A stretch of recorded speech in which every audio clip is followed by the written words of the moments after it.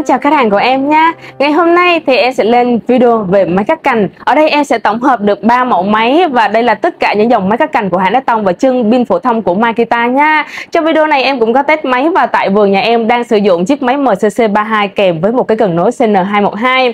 Và video này là em sẽ sale 3 chiếc máy cắt cành này, đồng thời em sẽ báo giá luôn cái cần nối mẫu mới của hãng Đá Tông nha. Và ở phần cuối video em có một cái chương trình sale về pin đó. Pin thì em sẽ có những dòng pin từ 2A, 3A, 4A, 5A, 6A và 7A luôn đó. Chương trình sale pin sẽ tặng sạc và có chương trình 2 pin sẽ được tặng sạc đôi nha. Rất là hấp dẫn ở đoạn cuối video.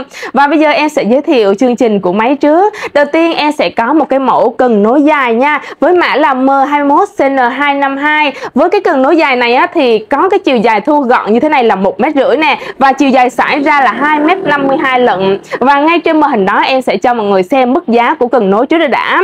M21CN252 với mức giá niêm yết của hãng là 1.100.000 là giá cần nối chưa có pin sạc nha, và giá này em sẽ bao phí vận chuyển toàn quốc. Và đây là chiều dài rút gọn nè. Cần nối này là sử dụng chân pin phổ thông của Makita và sẽ kết hợp với 3 cái dòng máy này luôn. MCC30 vẫn lắp được nha. Ở đây em lắp cho khách hàng của em xem nè. Đây là chiếc MCC30 đây. Hồi xưa là cái mẫu MCC30 là không có lắp được với cần nối đâu, nhưng mà đây đã tích hợp được rồi. Đó, không có bị rớt nha. Và với cái cần nối này thì sẽ có luôn cái gài ở đằng sau nè. Đó, có gài ở đằng sau, không có sợ bị rớt từ trên cao xuống.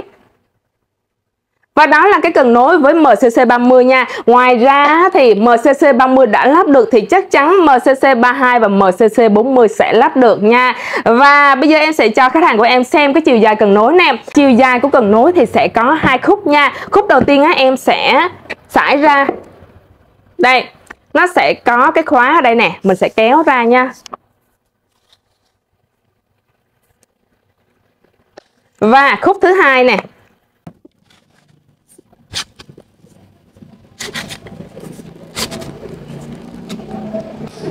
Đây. Đây là 2,52 m nha, rất là cao luôn đó. Đây. Chiều dài sải ra như thế này là 2,52 m và chiều dài thu gọn là 1,5 m. Và với cái cần nối này sẽ có trọng lượng là 1,6 kg nha. Trọng lượng của cần nối là 1,6 kg cho nên là nó sẽ gọn gàng nhẹ nhàng, nó không có bị nặng tay nha khi mà mình sử dụng với máy.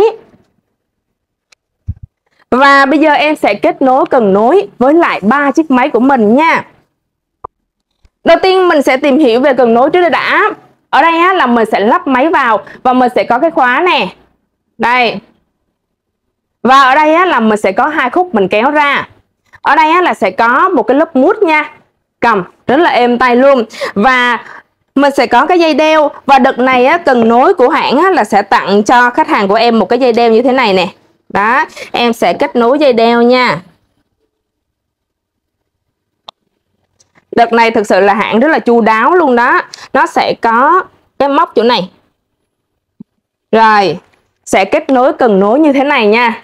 Đó, mình sẽ đeo chéo vào. Và chân pin, ở đây là chân pin của cần nối này, chân pin phổ thông của Makita nha. Đây là cò bóp. Và lưu ý ở dưới cái cò bóp này nè là sẽ có cực âm và cực dương. Khi mà mình gạt lên cực dương ở đây là mình sẽ hoạt động được, cần nối mình sẽ kết nối được với pin, kết nối được với máy nha. Nhưng mà khi mà mình gạt xuống cực âm ở đây là mình sẽ khóa cần lại nha. Mặc dù bóp còn như thế nào thì máy nó cũng không có hoạt động đâu. Cực âm và cực dương nha. Và bây giờ em sẽ lắp pin vào, em sẽ khởi động chiếc máy MCC30 nha. Ở đây là chân pin thì em sẽ lắp pin vào trước nè. Đó. Và ở trên đây thì mình sẽ lắp với máy. Mẫu này là MCC30 nha. Này, khi mà mình lắp máy vào rồi thì ở trên máy sẽ có một cái nút nguồn nè. Mình sẽ bấm nút nguồn nha, khởi động nguồn. Và ở đây màn hình nó đã sáng. Và bây giờ em sẽ mở máy nha. Em sẽ gạt lên cực dương.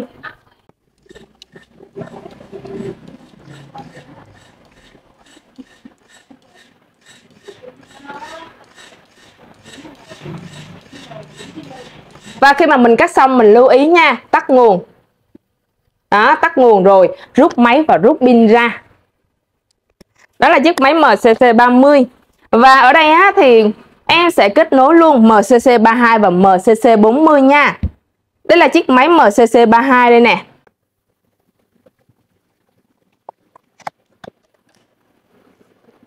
Đó, MCC32 mở nguồn luôn nè. Và mình sẽ khởi động luôn nha.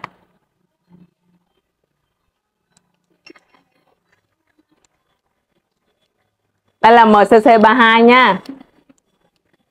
Rất là nhanh. Rồi, khóa lưỡi lại, em sẽ kết nối thêm một máy MCC40 nữa. Đó. Và cũng tắt nguồn luôn nha.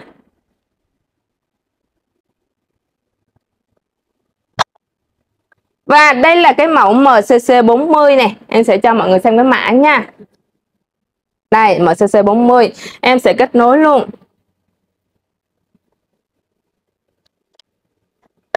Đó. Và đối với MCC40 mình sẽ mở nguồn. Mình sẽ bật qua on nha. Rồi, mình sẽ hoạt động máy.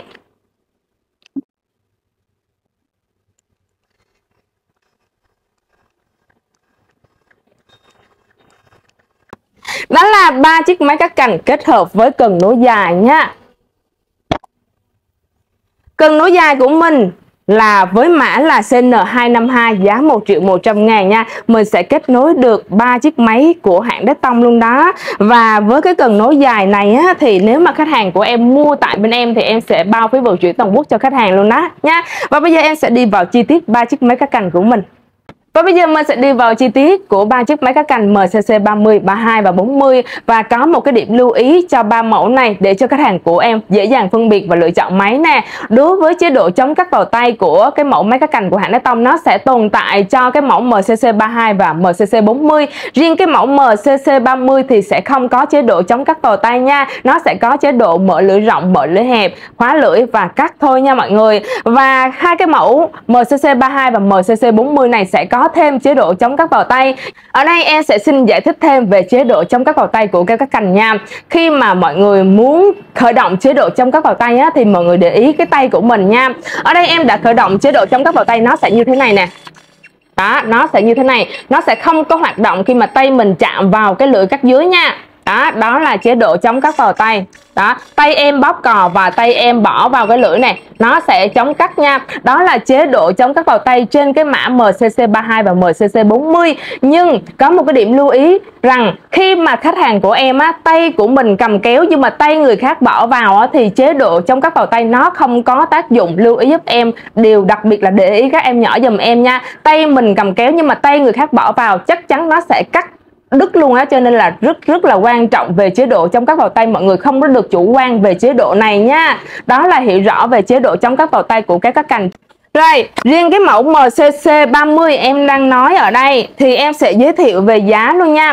Với mức giá của MCC30 đó là 1.400.000 thì mình sẽ có luôn một cái thùng nhựa như thế này. Máy cắt cành á, thì máy nào cũng có thùng nhựa hết để đựng máy, đựng phụ kiện theo máy nha. Có mã MCC30 và motor từ không chổi than. Kéo cắt cành MCC30 này thì sẽ mở được lưỡi rộng là 30 và mở được lưỡi hẹp là 25 thôi. Đi theo máy là sẽ có phí bảo hành và sách hướng dẫn. Có luôn một cái đá mài nè, một cái chai mỡ nha, tiếp dầu tiếp mỡ đó để mà bôi trơn cái lưỡi cắt của mình nè, đó chống nó rỉ sét. Ở đây á, là mình sẽ có một cái bộ phụ kiện tháo lắp. Đây, mình sẽ có một cái tuyếp nè, mình sẽ có một cái lục giác, đây đầy đủ phụ kiện nha. Đây là phụ kiện của MCC30 và MCC30 của mình á, thì sẽ có một cái nút nguồn như thế này nè. Em sẽ khởi động. Muốn khởi động á, là mình sẽ có một cái nút nguồn và có một cái màn hình hiển thị. Kéo nó sẽ cắt như thế này. Ở đây là em đang mở lưỡi rộng nè. Đây, mở lưỡi hẹp 25. Mở lưỡi rộng là 30. Và mình muốn mở lưỡi rộng lưỡi hẹp á, là mình sẽ bóp cò để nghe tiếng bíp một lần là sẽ mở lưỡi rộng, mở lưỡi hẹp. Và nếu mà bóp cò nghe tiếng bíp 2 lần là sẽ khóa lưỡi, sau đó mình sẽ tắt máy luôn nha. Đó, khóa lưỡi như vậy mình sẽ tắt nguồn và mình sẽ rút pin ra. Đó là MCC30 nha. Cái kéo MCC30 là một cái kéo mà rẻ nhất của hãng Đế Tông đó. Cho nên đó là nếu mà khách hàng của em cắt những cái cây nhỏ, cắt ở dưới thì lựa chọn cái này rất là tiết kiệm luôn nha. Và bây giờ máy thứ hai đó là MCC32. Mình sẽ được nâng cấp lên một cái bảng mạch. Mình sẽ lựa chọn 3 chức năng của máy luôn. Đây là chiếc máy MCC32 của mình nha. Thì trên máy sẽ có mã máy luôn MCC32 và trên máy MCC32 sẽ có 3 cấp độ 1, 2, 3 nha. Cấp độ đầu tiên là cắt thông thường giống như chiếc 30 vậy đó. Cấp độ thứ hai đó là khởi động chức năng chống cắt vào tay và cấp độ thứ ba đó là cắt chậm nha. Ở đây á, thì em sẽ khởi động máy luôn nè. Khởi động nguồn nha. Đó, có một cái màn hình hiển thị nè. Sẽ có một cái nút nguồn và 3 cái đèn. Đây là chế độ chống cắt vào tay. Cho mọi người xem chế độ chống cắt vào tay của cái máy. Đó, nó sẽ như thế này nha. Và cái độ cắt chậm này, đó, cắt chậm nó sẽ như thế này. Đó, nó sẽ đi từ từ chậm chậm nha. Đó là chế độ cắt chậm. Cắt chậm. Và cái mẫu MCC32 này á, thì có mức giá ngay trên màn hình đó 1.750.000. Nhưng mà ở thời điểm hiện tại trong tháng 5 này hãng đang có một cái chương trình sale như sau là sẽ tặng được một cái dây nối dài trị giá 250 nha. 1.750.000 sẽ bao phí vận chuyển toàn quốc nha mọi người. Và phụ kiện đi theo máy như sau nè. Giá 1.750.000 thì là thân máy chưa có pin sạc nha. Mình sẽ có đầy đủ phụ kiện nè. Một cái bộ phụ kiện tháo lắp nè, một cái tiếp nè, 2 cái lục giáp, một lớn một nhỏ và một cái tua vít, một cái chai dầu máy nha. Đó, phiếu bảo hành và sách hướng dẫn và có luôn một cái thùng nhựa ở ngoài là MCC32. Đối với mẫu MCC32 này cũng là motor rút motor từ không chỗ than nha. Và máy này á, thì sẽ mở được lưỡi rộng là 32 và mở được lưỡi hẹp 25. Lưỡi này là lưỡi rộng nha, 32 nha. Và đây là cái mẫu MCC32 giá 1.750.000 đang có chương trình sale là tặng một cái dây nối dài trị giá 250 đó. Và giá này là chưa có pin sạc nha. Và bây giờ em sẽ qua cái mẫu MCC40. Cuối cùng mình sẽ có chiếc máy MCC40 nha. Với mức giá ngay trên màn hình đó là 2.200.000. Thì chương trình của MCC40 2.200.000 là giá thân máy chưa có pin sạc thì sẽ được tặng ngay một cái lưỡi cắt này nha. Và với phụ kiện của MCC40 như sau nè. Đầu tiên là mình sẽ có một cái thùng nhựa màu xanh nha. MCC40 là một cái thùng màu xanh ở đây. Máy này là cũng motor rút motor từ không chỗ than luôn và mở được lưỡi hẹp 25, mở lưỡi rộng là 40. Ở đây là phụ kiện tháo lắp mình sẽ có một cái tiếp nè, 3 cái lục giác nè, một viên đá mài, một cái chai dầu máy nha, phiếu bảo hành, sách hướng dẫn và được tặng một cái lưỡi này. Đó, lưu ý đối với MCC40 này á, thì mình sẽ có cuốn sách hướng dẫn và trong sách hướng dẫn này á, mình sẽ đọc ở trong đây nè. MCC40 á, thì mọi người nhớ giùm em là 1 bip, 2 bip, 3 bip nha. 1 bip là gì? Là cắt, là mở lưỡi rộng, mở lưỡi hẹp. 2 bip là khóa lưỡi, 3 bip là khởi động chức năng chống cắt vào tay. Lưu ý 1 bip, 2 bip và 3 bip ở trong cuốn sách hướng dẫn này. Và bây giờ em sẽ cho mọi người xem chi tiết về máy. Đối với cái mẫu MCC40 này á, thì mình sẽ có cái lưỡi nó sẽ to hơn so với MCC32, mọi người thấy không? Lưỡi cắt của MCC40 nó to và nó dày hơn nha. Đây, và máy của mình á, thì sẽ khởi động có một cái nút nguồn on off nha. Em khởi động luôn nè. Đây. Ở đây on off nha, mình sẽ gạt qua, gạt lại. Đó, gạt qua, gạt lại. Mình sẽ mở. Mở thì ở đây có một cái nút nguồn nè. Đó, ở đây có một cái màn hình hiển thị nè. Và mình sẽ khởi động máy. Lưỡi cắt cực kỳ là dày. Thật sự lưỡi cắt rất là dày và rất là chất luôn đó. Không có sợ gãy nha. Và MCC40 hồi nãy em có nói 1 bip, 2 bip và 3 bip. Bây giờ 1 bip nha. 1 bip là mở lưỡi rộng hẹp. Đó, đây là mở lưỡi hẹp 25. Đây, mở lưỡi rộng 40 nha. Đó, mở lưỡi rộng, mở lưỡi hẹp. Và 2 bip là khóa lưỡi. 1 2, khóa lưỡi nha. Mở ra. Và bây giờ 3 bip là khởi động chức năng chống cắt vào tay. Hiện tại là chưa có khởi động nha. Đó, hiện tại là chưa có khởi động chức năng chống cắt vào tay đâu. Và bây giờ 3 bip nha. 1 2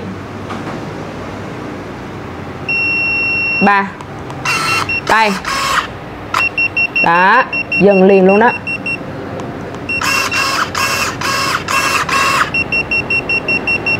Và đó là chức năng chống cắt vào tay của MCC40 nha. Và lưu ý giúp em với chức năng chống cắt vào tay này á, thì mình sẽ để ý nha. Nó sẽ có chức năng chống cắt, nó sẽ khởi động khi mà tay mình bóp cò và tay mình bỏ vô nó sẽ khởi động. Nhưng mà tay người khác bỏ vô thì nó sẽ cắt luôn đó. Cho nên là rất là lưu tâm về chức năng này, đừng có chủ quan về nó. Và bây giờ em sẽ cho khách hàng của em xem một cái đoạn test của em nha, tại vườn nhà em. Và sau đó em sẽ dẫn mọi người đi vào chương trình sale pin của hãng nha. Trong tháng 5 này rất là hấp dẫn luôn. Nếu mà khách hàng đang có nhu cầu mua máy kèm với pin, hoặc là ở nhà khách hàng đã có pin rồi thì không có cần mua máy đâu. Pin này á, thì chân pin của Makita, máy thì sẽ sử dụng được tất cả những cái dòng pin trên thị trường cùng chân pin phổ thông của Makita nha, từ cực âm qua cực dương là 40 là sử dụng được tốt luôn đó. Và bây giờ em xin phép mời mọi người đi vào khu vườn nhà em nha.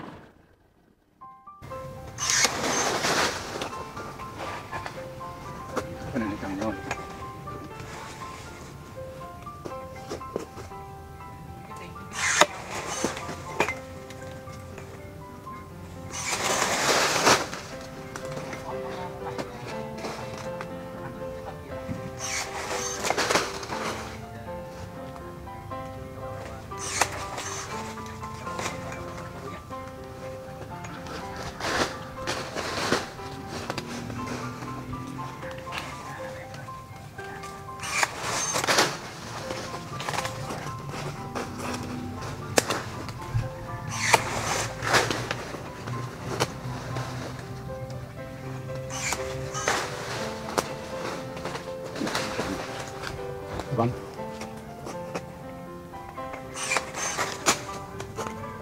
Em xin chào khách hàng của em nha. Ngày hôm nay thì em tiếp tục lên một cái chương trình sale về pin của hãng Đá Tông. Và đây là dòng pin chính hãng rất là tốt và dòng xả cực kỳ là cao luôn nha. Và chương trình đợt này là chương trình tháng 5 2024. Và trong tháng 5 này chương trình rất là tốt về pin của Đá Tông và sạc của Đá Tông luôn đó. Trong tháng 5 này thì hãng về một cái bộ sạc đôi ở đây. Sạc đôi này là sạc có quạt và sạc siêu nhanh luôn đó. Và sạc đôi này đã được nâng cấp lên nha. Chút nữa em sẽ nói nâng cấp những gì. Và trong tháng 5 này thì hãng sẽ về thêm hai cái dòng pin mới, đó là dòng pin B6000. Đây, B6000 mình sẽ rút gọn lại từ 15 cell sẽ rút gọn lại còn 10 cell thôi. Và ở đây là mình sẽ có thêm một cái dòng pin 6A mà giá rẻ nữa, dòng xả 8C. Và trong tháng 5 này thì chương trình sale pin có gì đặc biệt ta? Pin B4000 Plus, pin B4000 EVE, pin B6000 EVE và pin B7500 Plus nha. Thì trong 4 dòng pin này sẽ được tặng sạc đôi khi mà khách hàng của em mua 2 pin cùng một lúc. Lưu ý, chưa bao giờ mà có pin B4000 Plus được tặng sạc đôi đâu nha mọi người. Cho nên đó là trong tháng 5 này số lượng còn ít, cho nên là hãng sẽ đẩy một cái chương trình là tặng luôn cái sạc đôi cho pin B4000 Plus, cực kỳ là hấp dẫn luôn đó. Ngoài ra thì còn những cái chương trình tặng sạc S25 cho những cái dòng pin như là B4000M, B4000 xe tăng nha. Có rất là nhiều dòng sạc luôn. Ở đây thì em sẽ báo giá tất cả những cái dòng pin của hãng và tất cả những cái dòng sạc của hãng và chương trình sale của hãng trong tháng 5 này. Cho nên là khách hàng của em cố gắng xem đến hết video nha. Ngoài ra thì em cũng có ghi chi tiết ở trên màn hình luôn đó. Nếu mà khách hàng của em nghe không kịp thì mọi người đọc chi tiết ở trên màn hình nha. Em ghi rõ ràng. Hoặc là ở đây nè, có giá, mỗi dòng pin em đều có dán giá luôn đó. Em sẽ quay cận cảnh và cho mọi người xem cái giá luôn nha. Và trong tất cả dòng pin của Đá Tông thì ở đây pin đều là sử dụng vật liệu là vỏ pin chống cháy và những cái dòng mạch rất là tốt luôn. Và những cái dòng pin có nắp đậy như thế này, đặc biệt là bảo vệ chân pin rất là tốt. Cho nên là khi mà mọi người mua pin Đá Tông thì mọi người yên tâm về chất lượng nha. Máy pin sạc đều được bảo hành 6 tháng chính hãng. Pin thì bên em đều được bảo hành hết nha. Và sạc cũng có bảo hành luôn đó. Sạc thì đợt này về sạc đôi, cho nên là khuyến khích mọi người nên thử cái sạc đôi này nha. Và sạc đôi này cũng bán lẻ và giá sạc đôi rất là tốt. Và khi mà mua một món bất kỳ em đều bao phí vận chuyển toàn quốc cho khách hàng của em. Nếu mua lẻ cũng được, mua combo cũng được và mua chương trình sale cũng rất là tốt luôn đó. Và bây giờ em sẽ đi vào chi tiết từng cái sản phẩm ở đây nha. Em báo giá nha, báo giá dòng pin, báo giá chương trình sale kèm theo cái dòng pin đó luôn nha. Và trong tháng 5 này, chương trình đặc biệt nhất của hãng và của riêng bên em đó là pin B4000 Plus nha. Khi mà khách hàng mua 2 viên pin B4000 Plus giá 850 cho một pin cùng một lúc thì ngay trên màn hình đó em sẽ có một cái chương trình rất là tốt luôn đó. Mua 2 pin cùng một lúc giá 1.700.000 thì sẽ được tặng ngay một cái sạc đôi dòng cao cấp nhất của hãng Đá Tông trị giá 620.000 nha. Chương trình mới nhất của hãng và số lượng có hạn thôi. Bởi vì pin B4000 Plus thì mọi người lưu ý nha, từ xưa đến nay chỉ tặng sạc S25 này thôi với mức giá là 850 rồi đó. Pin này là pin dòng cao cấp nhất của hãng, dòng Plus luôn. Cho nên là chương trình trong tháng 5 này là một cái chương trình cực kỳ là đặc biệt luôn đó. Nếu mà khách hàng của em mua combo thì rất là hấp dẫn. Và dòng pin cao cấp của hãng Đá Tông này thì sử dụng siêu bền luôn đó. Và pin này thì sẽ có dòng xả là 10C và dung lượng là 4A và có cấu tạo là 10 cell ở trong pin nha. Vỏ pin chống cháy luôn. Đây, pin B4000 Plus đây nha mọi người, có đầy đủ những cái thông số sản phẩm và có luôn cái mà nắp nắp đậy pin để bảo vệ chân pin này. Và ngoài ra thì em sẽ linh động hơn cho mình nữa, thì em sẽ kết hợp thêm một cái pin EVE. Em sẽ có thêm một cái dòng pin B4000 EVE nè. Và khi mua một pin B4000 EVE trị giá 820.000 thì em sẽ tặng ngay một cái sạc S25 trị giá 250.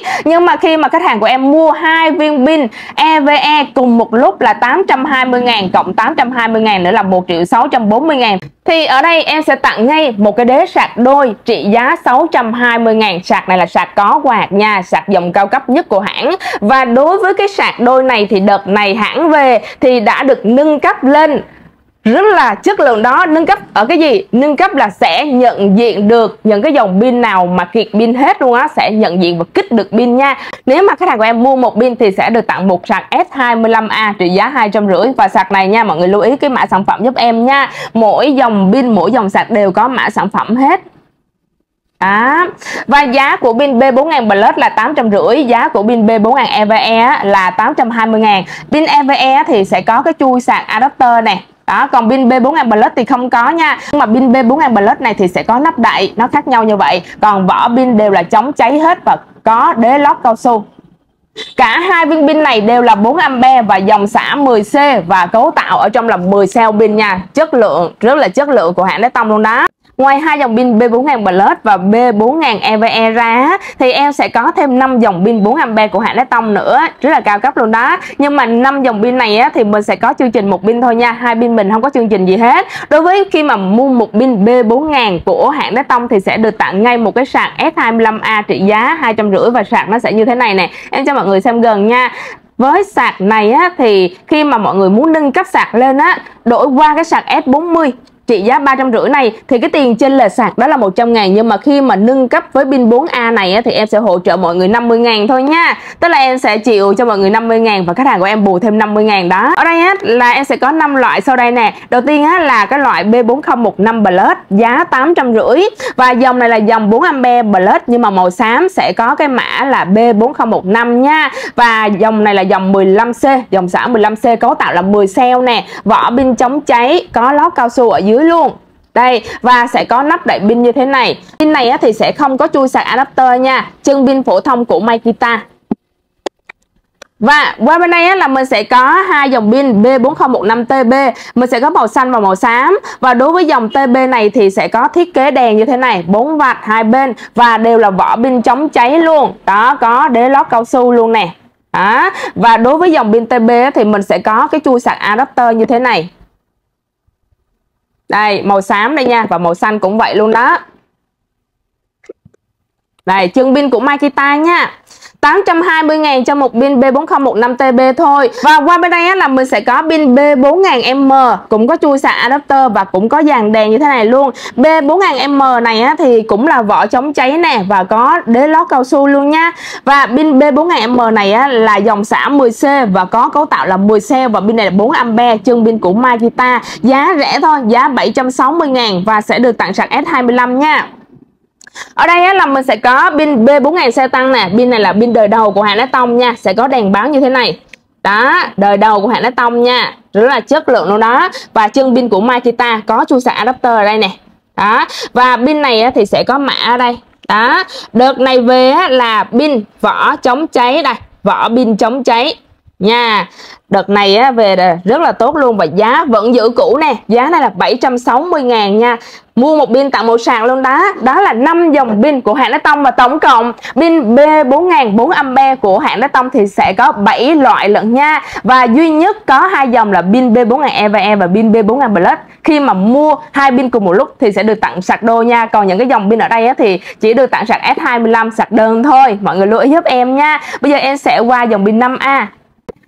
Ở đây thì em sẽ có 3 dòng pin 5A nha. 5A thì mình sẽ có màu xanh thôi, không có màu xám nha. Đầu tiên á, là dòng cao cấp nhất đó là pin B5000 Plus. Nhưng mà số lượng còn ít thôi. Em chỉ còn 10 pin thôi trong tháng 5 này. Và hãng chưa có lịch về hàng đâu đó. Pin này á, là có nắp đậy pin và chân pin của Makita.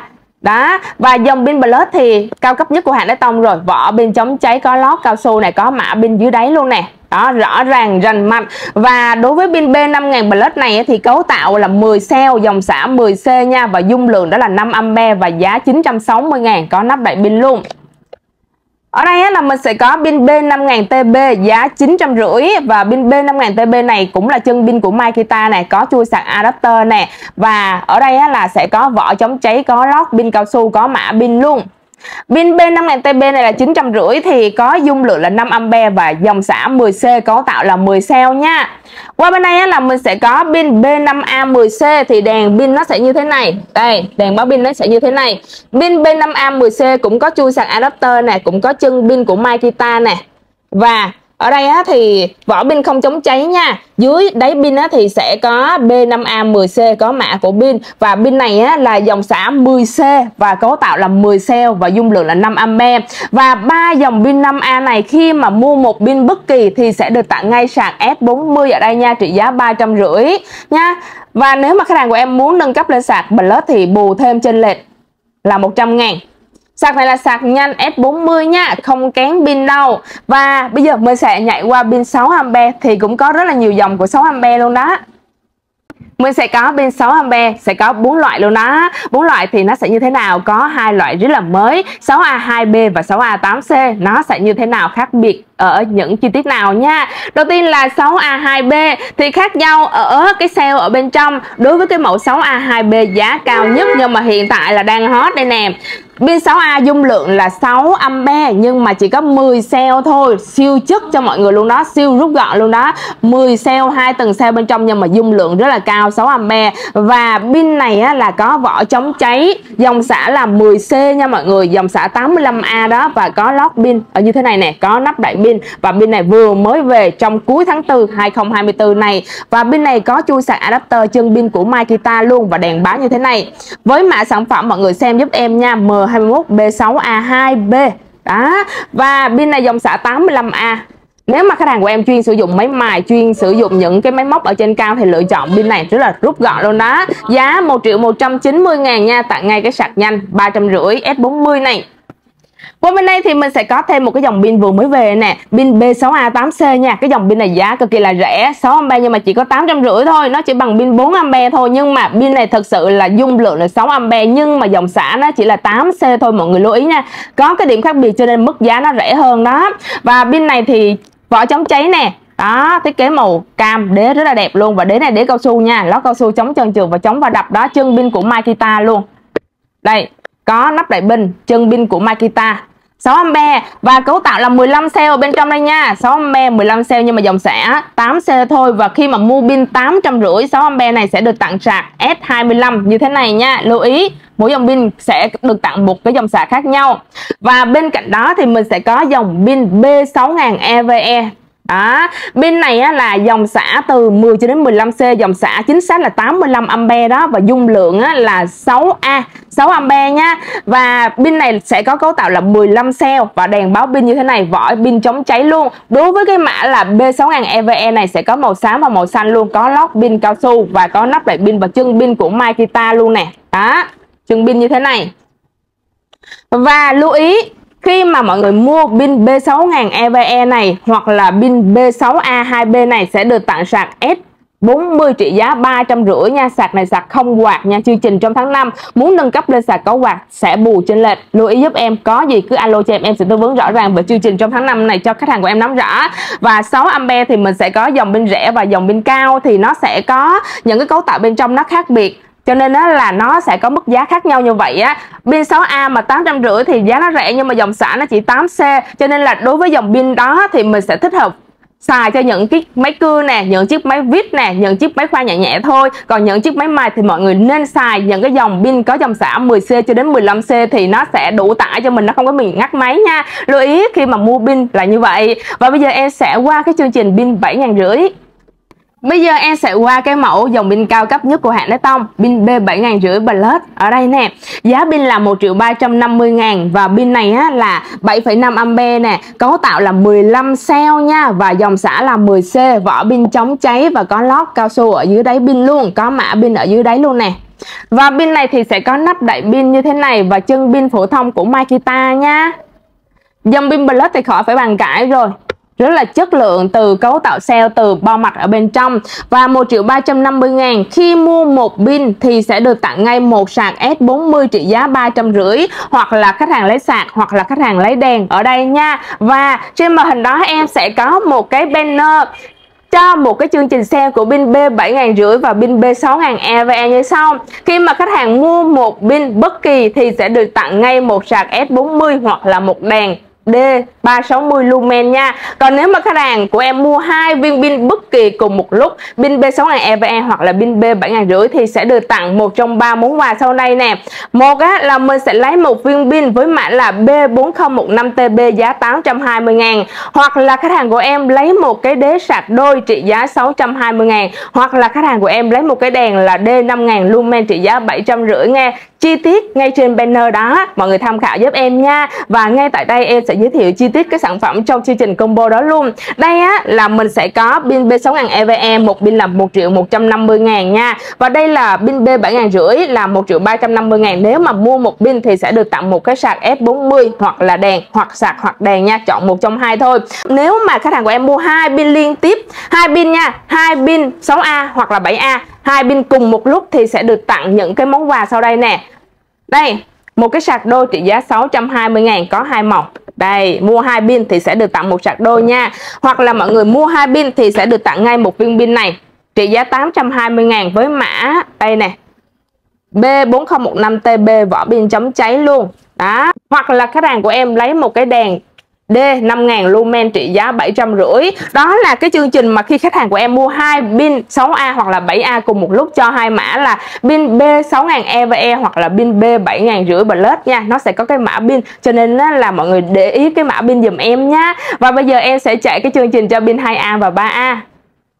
Và cuối cùng em sẽ có những cái dòng pin 2A và 3A. Và đối với dòng pin nhỏ như thế này á, thì mình thường sử dụng cho những chiếc máy chuyên viết nhỏ nha. Pin 2A thì em sẽ có cái dòng pin B2000 đó. Và giá pin B2000 này là 480.000 nha. Khi mà mua một pin B2000 này sẽ được tặng một sạc S20 trị giá 200.000. Đó. Và ở đây là mình sẽ có pin B2500 Plus thì giá 580.000 cũng được tặng sạc trị giá 200.000 nha. Và sạc này với mã sạc là S20, mọi người xem chi tiết sạc ở trên cái hộp giấy giùm em. Và pin B2500 Plus này thì sẽ có dàn đèn như thế này nè. Chân pin của Makita nha. Pin này á, là 2,5A, có 5 cell và dòng xả 10C. Đây, vỏ pin chống cháy. Còn cái pin này á, là sẽ có đèn báo pin như thế này. Đó. Đó, 480 thôi, vỏ pin bình thường nha, không chống cháy nha. Và chân của Makita. Ở bên đây á, thì em sẽ có hai cái dòng pin 2A và 3A không có nằm trong chương trình tặng sạc, thì em sẽ giới thiệu luôn nè. Pin này pin B2000M thì sẽ có đèn báo pin như thế này, 400.000 thôi. Pin này 2A, chân pin Makita nha, có chui sạc adapter đây nè, và vỏ pin chống cháy luôn. Pin này chỉ có 5 cell thôi. Và dòng xả 10C nha, pin B2000M 400.000 không tặng sạc nha. Qua bên đây là pin B3000 thì giá pin B3000 là 550.000 cũng không tặng sạc luôn. Và pin B3000 này thì có chui sạc adapter này. Đó, chân pin của Makita nha. Và ở đây có đèn báo pin này và vỏ pin chống cháy. Đó, vỏ pin chống cháy. Có mã pin đây luôn nè, pin B3000. Và hai cái dòng pin này á, thì không có tặng sạc nha. Pin B3000 550 và pin B2000M là 400.000. Em cảm ơn khách hàng của em rất là nhiều đã theo dõi video ngày hôm nay. Và tất cả những cái sản phẩm của Đế Tông á, thì ở thời điểm hiện tại và trong tương lai cũng vậy nha. Đế Tông luôn luôn nâng cấp sản phẩm của mình từ chất lượng đến mẫu mã. Và khi mà mua sản phẩm của Đế Tông và khi mua Đế Tông tại bên em á, thì em luôn luôn cam kết là em bán hàng Đế Tông chính hãng và hàng chất lượng nha. Và Đế Tông có chế độ bảo hành cực kỳ là tốt luôn. Cho nên đó là khi mua hàng tại bên em thì luôn luôn có một cái sự rõ ràng về địa chỉ, về thông tin công ty, về số điện thoại. Nếu có vấn đề gì về trong quá trình sử dụng của mình á, máy trục trặc gì, pin trục trặc gì, cứ alo cho em và gửi bên em hỗ trợ bảo hành cho mọi người nha. Em cảm ơn khách hàng của em rất là nhiều đã tin tưởng bên em là nhà phân phối những cái sản phẩm Đế Tông chính hãng. Đây là những cái sản phẩm mới nhất của Đế Tông đây nè, những cái dòng pin mới, những cái dòng sạc mới. Và kênh của bên em thì luôn luôn thường xuyên cập nhật những chương trình mới nhất của hãng nha.